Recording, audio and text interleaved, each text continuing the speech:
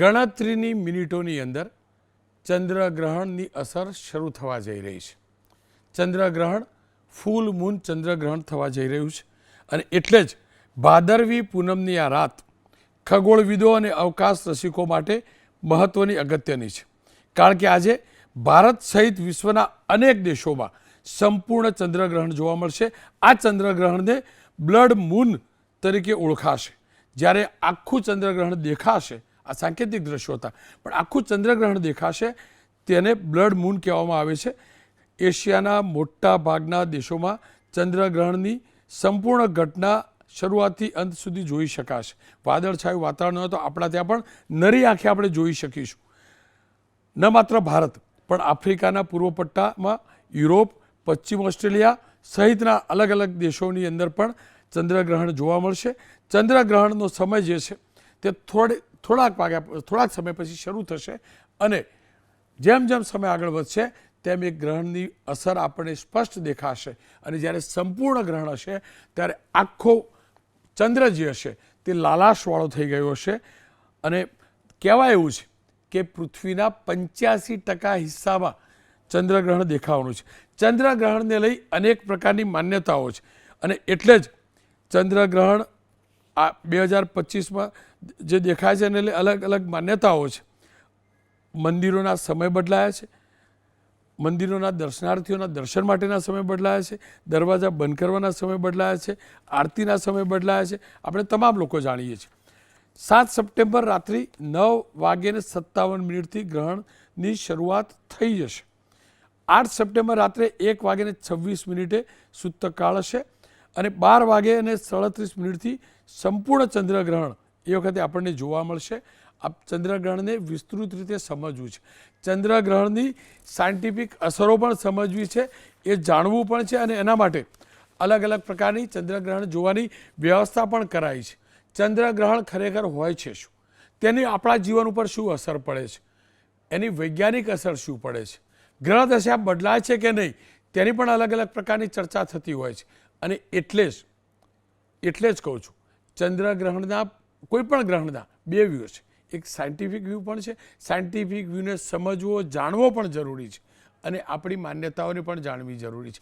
ખગોળશાસ્ત્રને પણ સમજવું જરૂરી છે, આપણા શાસ્ત્રોને પણ સમજવું જરૂરી છે અને હાલની માન્યતાઓને પણ જરૂરી છે. આપણી સાથે અંબાલાલભાઈ જોડાવાના છે, જે પહેલા સેગમેન્ટમાં હતા, એ પણ જોડાઈ રહ્યા છે.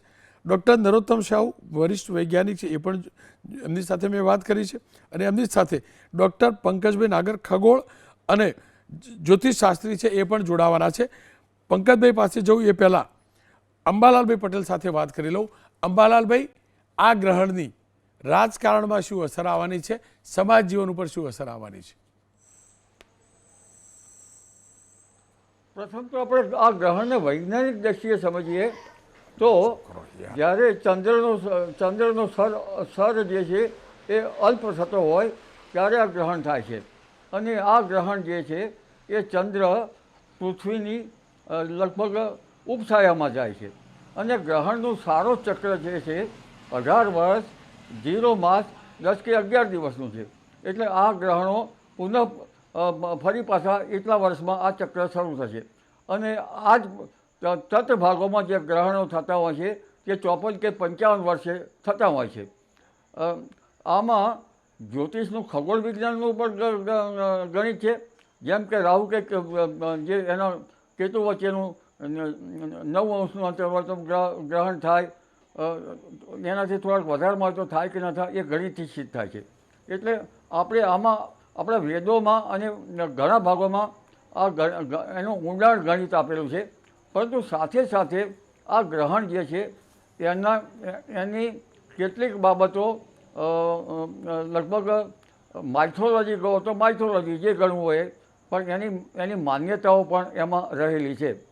અને ગ્રહણ અંગે જોવા જઈએ તો વૈજ્ઞાનિક દ્રષ્ટિએ, બીજી દ્રષ્ટિએ જોઈએ તો 1 કે 2 ગ્રહણો થતા હોય તેના કૃષિ પાકો પર પણ અસર થતી હોય છે. અને આ ગ્રહણો જે છે સામાન્ય રીતે મેં સૂર્યને હરરોજ આપતા હશો ત્યારે એ સૂર્યમાં આપણને જ્યારે ગ્રહણ થાય છે ત્યારે તેને નરી આંખે સૂર્યગ્રહણ જોવામાંથી આંખોના ઉપર અસર થતી હોય એવું જણાય છે. એનો અર્થ એ થયો કે સૂર્યમાંથી આ રાહુ કેતુના જે છાયા ગ્રહો છે, રાહુ કેતુ ગ્રહો નથી, એને માત્ર પદાર્થ કરનાર કે ગ્રહો નથી, પણ અત્યારે જે રાહુ કેતુ જણાય છે એને છાયા ગ્રહો છે, એટલે એને રાહુ અને કેતુનું નામ આપ્યું છે. એ અને બંનેને અલગ અલગ સ્થાન આપ્યા છે. એની દંતકથાઓ છે, રાહુનું માથું ને ધડ ને એ બધી, અને આ રીતે એની માન્યતાઓ છે. મંદિરો પણ બંધ રાખવામાં આવે છે. આજે 12 કલાકને લગભગ 57 મિનિટે એનો વેદ પણ લાગી જાય છે. વૃદ્ધો માટે 19 કલાકને 33 મિનિટનો વેદ છે. પણ આ ગ્રહણની રાજકીય અસરોનું વર્ણન કરીએ તો જે જાણતા હોય એના માટે છે, અને જે જ્યોતિષમાં માનનારા માટે જ આ હું વર્ણન કરું છું. ગ્રહણ જે છે એ ભૃગુનંદી નાડીથી આ બાબત આપણે જણાવીએ છીએ. ગ્રહણમાં ચંદ્ર અને રાહુ ગણવામાં આવે છે. જોકે વૈજ્ઞાનિકો આની સાથે સંબંધ નહીં થાય. ચંદ્ર એટલે મન અને રાહુ એટલે ઇલ્યુઝન એટલે માયા, અને તેની મન ઉપર અસર થાય છે. વૈજ્ઞાનિકોને માને કે ન માને, જેની કુંડળીમાં ચંદ્ર રાહુ કે ચંદ્ર કેતુ હોય તેમને જઈને પૂછી જુએ કે તમને આ ગ્રહણ વખતે કે અન્ય વખતે આવી ગ્રહણની અસરો હોય તો તમને માનસિક અસર થાય છે. સાયકોલોજીકલ જે સાયકાટ્રિસ્ટો છે એ કુંડલીમાં આનો ઘટસ્ફોટ કરી અને પછી વૈજ્ઞાનિક આનો આધાર કરી શકે. એટલે જ્યારે ચંદ્ર રાહુ કે ચંદ્ર કેતુ જેની કુંડલીમાં છે તેને વધારે અસર કરશે, અને આ ચંદ્ર રાહુ જે છે એ ખાસ કરીને માધાતા ઉપર અસર કરશે. આમાં ચંદ્ર રાહુની અસરોમાં લગભગ ડિસેમ્બર સુધીમાં આ અસરોમાં નેગેટિવિટી વધવાની શક્યતા છે. એવી એલિમેન્ટ દૈવિક જેને ઉપલબ્ધિ કે ઉર્જા જે ગણવામાં આવે છે, અને જેના કારણે નેગેટિવિટીના કારણે ખાસ કરીને તેની અસર માધાતા ઉપર પડવાની શક્યતા છે.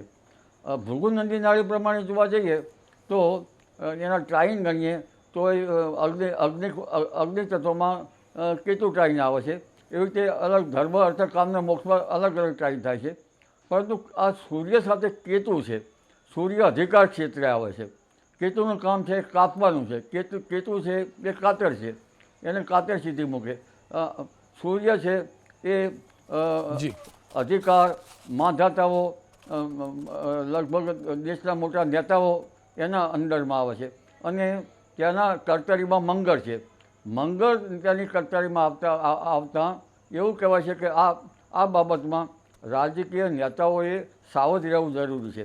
કારણ કે ક્યારેક રક્તરંજિત ગ્રહણને અસરો બનાવી દે તો કંઈ કહી શકાય નહીં. એવું એનો અર્થ થાય. અને આ ગ્રહણ લાલાશ પડતું જણાય છે, એટલે લાલીમાં બતાવવામાં આવે છે. લાલાશ પડતું એટલા માટે થાય છે કે ખગ્રાસ 1/3 ભાગનો હોય તો તે લાલ દેખાય, અને એ પૃથ્વીની અસરના કારણે લાલ દેખાય છે. ક્યારેક એનું ગ્રહણ કેટલું થાય કેટલું ના થાય એના પર ક્યારેક કાળું, ક્યારેક બીજા કલરનું. સૂર્યગ્રહણમાં આવું થતું નથી. ચંદ્રગ્રહણમાં કલરો દેખાય છે પૃથ્વીને છાયાના કારણે, અને કેટલો ગ્રાસ છે એનું ગણિત છે. એટલા માટે સારો ચક્ર આપણે જે ગણવું 18 વર્ષ જીરોમાં, એટલે આની અસરો માધાતા ઉપર વધારે થશે. માધાતાઓ સાચવવાનું રહેશે, અને આ નેગેટિવિટીની અસરો લગભગ ડિસેમ્બર સુધી રહેશે, જેમાં મુસાતુસી, પગપળતા, હડતાળ, આંદોલનો, ઘેરાવો આ બધી બાબત બનશે. પણ કેટલાક રાજકીય નેતાઓની પદચ્યુતિ પણ થવાની શક્યતા રહેશે. પક્ષોમાં અંદર આંતરિક વિખવાદ પણ વધવાની શક્યતા રહે છે. એટલે ગ્રહણની નેગેટિવિટી જે છે એ મન ઉપર થતી હોય છે.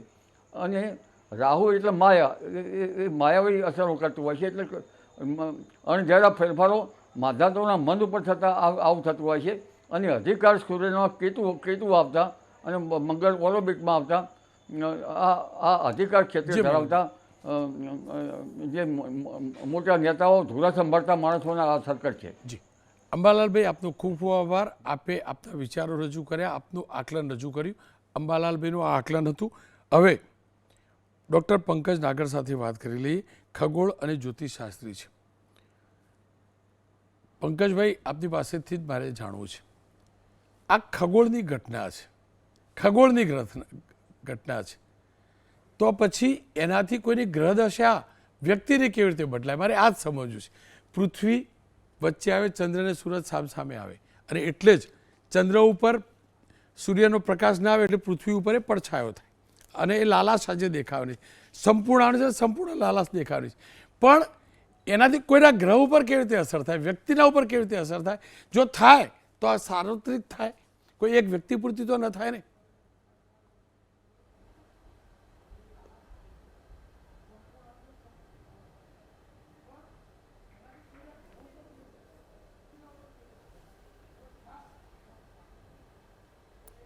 ભાઈ બંધ થઈ પંકજભાઈ, આપની પાસે ફરીથી હું આવીશ, પંકજભાઈ પાસે હું ફરીથી આવીશ, પણ ત્યાં સુધી સાયન્ટિફિક રીતે પણ જાણવું જરૂરી છે. હું ફરીથી કહું છું, એકવાર પ્રયાસ કરો. પંકજભાઈ, અવાજ મળે છે મારો?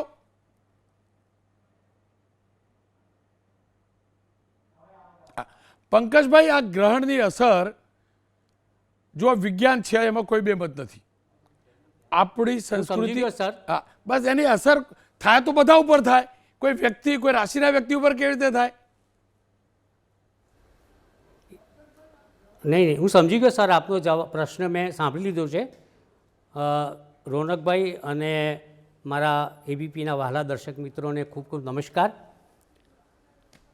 તો આપ કહો તો મારી વાત શરૂ કરું? બિલકુલ કરો, કરો. સંભળાય છે આપનો અવાજ? સર્વપ્રથમ તો રોનકભાઈ, આપે પૂછ્યું કે ભાઈ ખગોળની દ્રષ્ટિએ આને સમજાવવાની કોશિશ કરો. તો હું એક વાત ચોક્કસ કરીશ કે રાહુ અને કેતુ કોઈ ગ્રહો નથી, માત્ર શેડો પ્લેનેટ છે, માર્ગીય છેદન બિંદુઓ છે. અને જ્યારે એનો પડછાયો સૂર્ય કે ચંદ્ર પર આવે ત્યારે ખંડગ્રાસ કે ખગ્રાસ ગ્રહણ થતું હોય છે. આજે એટલે કે 7 તારીખે સપ્ટેમ્બર મહિનાની અંદર 2025ની અંદર ચંદ્રનું ખગ્રાસ ગ્રહણ રાહુ દ્વારા થઈ રહ્યું છે. એનો પૂર્ણ પડછાયો એના ઉપર પડી ગયો છે. સામાન્ય રીતે કેટલીક વાતો થઈ ગઈ છે કે ભાઈ 12:37 સૂતક ટાઈમ શરૂ થશે, પછી 12:37 શરૂ થયા પછી 9:57 ગ્રહણ શરૂ થશે, 1:29 રાત્રે પૂરું થશે, અને બહાર નીકળવું ના જોઈએ, ખાવું ના જોઈએ, પૂજા ના કરવી જોઈએ. આ બધી ગેરમાન્યતાઓ છે, એવું પૂર્ણપણે માનું છું. તારીખ 16/2/1980ના રોજ ટોટલ સોલાર એક્લિપ્સની અંદર વિસનગર ગામની અંદર હું ખૂબ જ ફરેલો. ત્યારબાદ મારી પ્રગતિ થઈ, ઉન્નતિ થઈ. એટલે આ બધી ગેરમાન્યતાઓ, મિસબિલીફમાંથી હું પ્રજાજનને વિનંતી કરું છું, દર્શક મિત્રોને વિનંતી કરું છું કે લોકો એમાંથી બહાર આવે. હવે આપણે માઇથોલોજીની ચર્ચા કરીએ.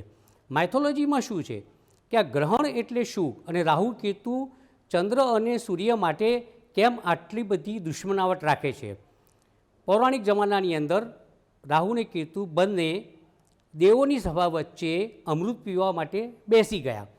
પરંતુ આ જાણ સૂર્ય અને ચંદ્રને થતાં એ લોકોએ તાત્કાલિક જ ભગવાન વિષ્ણુને જાણ કરી કે આ રાક્ષસો બંને બેસી ગયા છે. એટલે તરત જ એને 2 ટુકડા કરી નાખ્યા. એમાંથી રાહુએ મસ્તક છે અને કેતુએ ધડ છે. આ એક સામાન્ય વાત છે. એટલે સૂર્ય અને ચંદ્ર માટે રાહુ અને કેતુ પરમેનન્ટ દુશ્મનાવટ કેળવે છે. શ્રી રોનકભાઈ, આપે એમ પૂછ્યું કે ભાઈ વ્યક્તિગત અસરો, તો ખાસ કરીને જળ તત્વની રાશિના જાતકોએ સાચવવાનું છે. એમાં કર્ક, વૃશ્ચિક અને મીન. કર્ક રાશિએ કેમ સાચવવાનું છે? કારણ કે કર્ક રાશિથી આ ગ્રહણ એમના 8મા મૃત્યુ સ્થાનમાં થશે. અકસ્માત, હરસ, મસા, કબજિયાત, પીડા, લોહી વહેવું, પેટની બીમારીઓ, આ બધી બાબતો બની શકે છે. વૃશ્ચિક રાશિના જાતકોએ વધારે સાચવવાનું છે. કેમ? કારણ કે એમના 4થા સ્થાનની અંદર આ ગ્રહણ થશે. 4થું સ્થાન એટલે માતાનું સ્થાન છે, મકાનનું સ્થાન છે, વાહનનું સ્થાન છે, સુખનું સ્થાન છે, સુખનો દરિયો છે, સુખનો સાગર છે. એટલે વૃશ્ચિક રાશિને પણ ખૂબ નડશે. મીન રાશિના 12મા સ્થાનની અંદર આ ગ્રહણ થશે. તેથી મીન રાશિના જાતકોએ ખૂબ જ સાચવવું પડશે. કારણ કે 12મું સ્થાન એ જેલ યાત્રાનું સ્થાન છે, વ્યયનું સ્થાન છે, રાજકીય દંડનું સ્થાન છે. આ 3 રાશિઓ સાચવવું પડશે. પૃથ્વી તત્વની રાશિઓને ખૂબ જ લાભ થશે. એટલે કે વૃષભ, કન્યા, મકર, આ રાશિને ખૂબ જ લાભ થશે.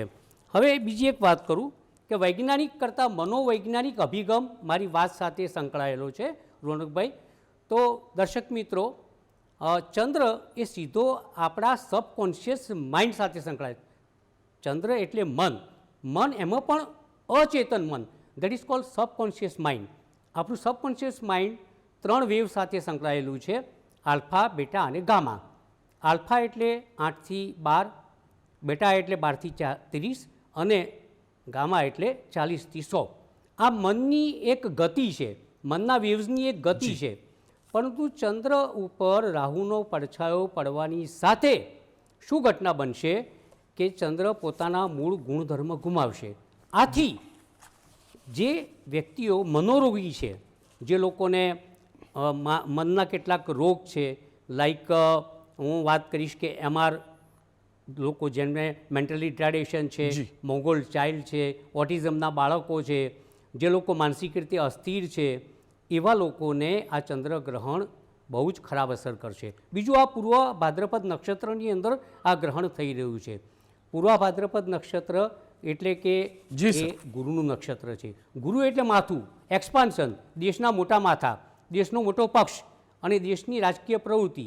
અને જ્યાં જ્યાં મોટી વાતો આવે, જ્યાં ધર્મ આવે, ગુરુ એટલે ધર્મ છે, ગુરુ એટલે એક્સપાન્શન છે. તો હું એવું માનું છું કે 25 નવેમ્બર સુધી, જ્યાં સુધી શનિ વક્રી છે, ત્યાં સુધી આ ગ્રહણની કેટલીક નેગેટિવ અસરો રાજકારણ ઉપર, અર્થકારણ ઉપર, શેર બજાર ઉપર, ધર્મ ઉપર ચોક્કસપણે થશે. એમાં મને લેશ માત્ર શંકા નથી. બીજી વાત છે કે બહાર જવાની ને નહીં જવાની, નહીં ખાવાની, નહીં પીવાની ને આ બધી વાતો મને એમાં કંઈ દમ લાગતો નથી. પંકજભાઈ, મેં જેમ કહ્યું એમ 16/2/1980 પંકજભાઈ, સમયનો અભાવ છે, કોઈ અસરો છે નહીં, કોઈ માનવાની જરૂર નથી. પંકજભાઈ, આ રેડિશ ગ્લો ચંદ્રને જોવો જોઈએ, એક નજરાણું બિલકુલ અને એક કુદરતી ભેટ છે દરેકે માનવી. પંકજભાઈ, સમયનો અભાવ છે. પંકજભાઈ, આપને રોકીશ. વૈજ્ઞાનિક નજરિયો પણ જરૂરી છે. આ ખગોળ શાસ્ત્રની ઘટના છે, ખગોળ વિજ્ઞાનની ઘટના છે, વૈજ્ઞાનિક રીતે પણ જાણવી જરૂરી છે. અને એટલે જ ડૉક્ટર નરોત્તમ સાહુ વરિષ્ઠ વૈજ્ઞાનિક છે, એમની સાથે મેં વાત કરી છે, એ જોઈ લઈએ. સાહુ સાહેબ, નમસ્કાર, આપનું સ્વાગત છે. કેમ કે ગુજરાતનું વેધર જે છે તે ક્લાઉડી છે અને ગણતરીની મિનિટોમાં ગ્રહણ શરૂ પણ થવાનું છે, તો એ જોવા મળશે ખરું? आज का जो दिन दिखना होता है क्योंकि यहाँ पे इंडिया में और काफ़ी स्टेट में वो जो अभी हमारा जो साइक्लोनिक इफेक्ट होते हैं, तो इसके वेदर का कारण से हमारा बादल थोड़ा सा ढंका हुआ है, स्काई क्लाउडी है, काफ़ी रेन भी ज़्यादा हो रहा है. इसके लिए वो हमारा यहाँ पे शायद दिखेंगे नहीं, बट ये जो 85% जो एरिया है, जो कंटिनेंट है, जो कंट्री है, वहाँ पे तो पूरा दिखेंगे. तो इसके लिए आज गुजरात में हम लोगों इनका लिए पूरा तैयारी है इसको देखने के लिए और इनको दिखाने के लिए. एंड इसमें कोई ऐसा सूर्य ग्रहण जैसा वहाँ पे कोई डरने का और ऐसा का खतरा का बात नहीं होता है, क्योंकि हम लोगों खाली आँखी में, नरी आँखी में इनको देख सकते हैं. एंड हमारे पास बाइनोकुलर होता है कि दूरबीन होता है, टेलीस्कोप होता है, तो हम लोग इसका और ज़्यादा इनका जो मनोरंजन जो होता है, जो इनका जो कलरफुल जो पिक्चर होता है, इनको हम लोग देख सकते हैं और इनका उपभोग कर सकते हैं. अदरवाइज सपोज हमारा स्काई क्लियर रहेगा, बादल हट जाएगा, तो ये जो चंद्रमा का ब्यूटीफुल साइट रहेगा एंड ये वंस अपन एक टाइम का जो रहेगा, तो इनको हम लोग देख सकते हैं. કેમ કે ગ્રહણને લઈને અલગ અલગ પ્રકારની માન્યતાઓ પણ છે. આ સંજોગોમાં સર મારે એ જાણવું છે, ચંદ્રગ્રહણ અથવા કોઈ પણ ગ્રહણ, ખાસ કરીને ચંદ્રગ્રહણ, એનું સાયન્ટિફિક અને શાસ્ત્રો સાથે કઈ રીતે જોડાણ છે, સાથે એ પણ જાણવું છે કે એની માનવ જીવન અને સૃષ્ટિ ઉપર શું ફરક અસર થતી હોય છે. देखिए, ग्रहण है, चंद्र ग्रहण है और सूर्य ग्रहण होगा, दोनों के अंदर में काफ़ी मान्यता है एंड काफ़ी गैर मान्यता भी है. जो हमारा मिसकंसेप्शन है, मिथ है, सुपरस्टिशन है, वो भी होता है. तो ये जो मान्यता एंड ये जो इसको जब अभी भी हम लोगों को साइंटिफिकली देखेंगे, तो ये जो मान्यता रखा गया था, वो काफ़ी सालों पुराना से होता है. जब हमारा कोई साइंस टेक्नोलॉजी इतना विकसित नहीं था, जब हमारे पास ऐसा कोई साधन नहीं था, देखने के लिए दूरबीन नहीं था, एंड जब कोई ऐसा हमारा कोई गाइड करने के वाला नहीं था कि जो इसरो साइंटिस्ट होगा, कि हमारा कोई PRL के साइंटिस्ट हो गए और ऐसा कोई रिसोर्स पर्सन होगा हमको बता सकते हैं. तो वहाँ पे सिर्फ जो हमारा समाज था, यहाँ पे एक वो सोसाइटी जैसा होता है, टेम्पल सेंट्रिक था. वहाँ पे जो पृष्ठ थे, जो पूजक थे, तो ये सारा विद्वान और वो जो आचार्य थे, वो सारा वो सबको गाइड करते थे। तो उसी टाइम में ये जो इक्लिप्स होता है, इधर सोलर इक्लिप्स होता है, लूनर इक्लिप्स होता है, वो इतना एक्साइटिंग होता है, ये just like one day cricket match. जैसे आप सोचिए इंडिया एंड पाकिस्तान का वो वनडे क्रिकेट मैच चलता रहता है एंड लास्ट बॉल में कोई हार जीत का डिपेंड हो, इतना एक्साइटमेंट होता है, तो कैसे लोग चिल्ला चिल्ला करके होते हैं। तो ये जो दृश्य होता है, इधर सूर्य ग्रहण होता है और चंद्र ग्रहण होता है, वो इतना ही होता है। इसी के लिए सपोज कोई बाहर जा कर के इसको देखते देखते कोई कहाँ पे कोई गिर जाएगा, कोई एक्सीडेंट होगा, कोई ऐसा नुकसान होगा, तो इसके लिए उसी टाइम में जो चल रहा था, जो प्रथा चल रहा था, जो कायदा बनाने वाले थे, जब हमारा प्रीस्ट होता है, जो पंडित होता है, वो जब लगाए थे, तो वही होता था कि लोगों को सुरक्षा देने के लिए उसी टाइम में कोई ऐसा साधन नहीं था, कोई ऐसा ज्ञान नहीं था, कोई इसको गाइड करने के लिए नहीं था। तो इसके लिए सब लोग को इसके उस टाइम बताए थे कि आप लोग दरवाज़ा बंद करके घर में रुकिए, सुरक्षित रहिए। बट आज आप देखिए, जब हमारा चंद्रयान 3 इतना सक्सेसफुल लैंडिंग कर लिया, हमारा L1 जा कर के अभी सूर्य को 24 आवर ऑब्जर्व कर रहे हैं, एंड हमारा शुभांशु शुक्ला जा कर के स्पेस में घूम करके आ गए हैं, एंड हमारा नेक्स्ट चंद्रयान 4 अभी तैयार हो रहे हैं। तो अभी ये सब हमको, एंड हमारे पास इतने टेक्नोलॉजी अभी अभी आपके पास आ गया है, इतने हमारा माहिती हमारे पास अभी आ रहा है। तो इसके देखेंगे तो ये जो मान्यता उसी टाइम में बना गया था, अभी हमको ये लगता है कि ये मिथ है, ये अभी एक कुसंस्कार है, एक अंधविश्वास है। तो इससे हमको ये जो हमारा जो जनरेशन को બહાર આના પડેગા। કોઈ પણ ગ્રહણ હોય, ખાસ કરી ચંદ્રગ્રહણ, તેની સૂર્યમંડળના બીજા ગ્રહો પર કોઈ અસર પડતી હોય છે? સાયન્ટિફિક વેમાં વાત કરીએ તો देखिए science is very clear. Science बोलता है कि इधर चंद्र ग्रहण हो और सूर्य ग्रहण हो, ये ऐसा पॉसिबल होता है जब चंद्र ग्रहण के बारे में बात करेंगे, तो जब हमारे पास चंद्रमा एंड सूर्य के बीच में पृथ्वी हमारा एक ही स्ट्रेट लाइन में रहेंगे, तो इसी कारण के लिए एंड एक ही प्लेन में रहेंगे तो हमारा चंद्र ग्रहण हो सकता है। एंड सिमिलरली सूर्य पर ऐसा होगा, जब चंद्रमा एंड पृथ्वी के बीच में सूर्य एंड पृथ्वी के बीच में चंद्रमा रह जाएगा, तब हमारा वहाँ पे सूर्य ग्रहण रहेगा। तो ये जो होगा, ये एक साइंटिफिक कैलकुलेशन होता है। तो ये कोई दूसरा ग्रह के लिए माने इनका प्रभाव अभी साइंटिफिकली ये माने इन एस्ट्रोनॉमी साइंस में ये this is not possible. And ऐसा दिखेंगे कि सूर्य चंद्र पृथ्वी तो हम लोग है यहाँ पे, तो कितना दूर कितना डिस्टेंस में होता है, वो कोई 5-10 किलोमीटर नहीं होता है कि इनका ग्रेविटी इतने ये होगा।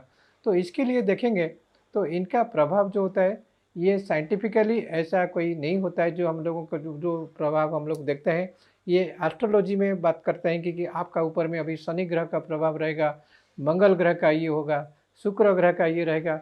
ये हमारा पास 1000 मिलियन किलोमीटर दूर है, एंड वहाँ पे थोड़ी इन लोगों का कोई ये नहीं होता है कि वो आकर के कोई आम जनता और आम आदमी के ऊपर में वो इनका प्रभाव करेंगे।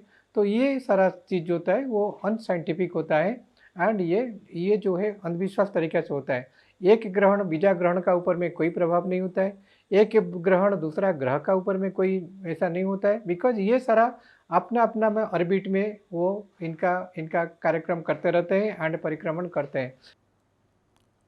જે રીતે ડૉક્ટર શાહુ કહી રહ્યા હતા, આ ખગોળીય ઘટના રાત્રે જોવાની આનંદભય રહેશે, નરી આંખે દેખાશે। જો વાદળા હટશે તો ચોક્કસથી આપણે એને જોઈ પણ શકીશું, મહેસૂસ પણ કરી શકીશું, કારણ કે આકાશ આખું લાલાશવાળું થઈ જશે।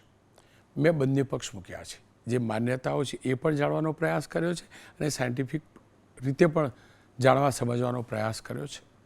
વિજ્ઞાનનો આ યુગ છે, ચંદ્ર સુધી આપણે પહોંચ્યા છીએ, હકીકત છે આપણું યાન પહોંચ્યું છે। શાસ્ત્રો અને આપણું સંસ્કૃતિ ચોક્કસથી ઘણી માન્યતાઓ જ નહીં પણ વિજ્ઞાન સાથે પણ જોડાયેલું રહ્યું છે।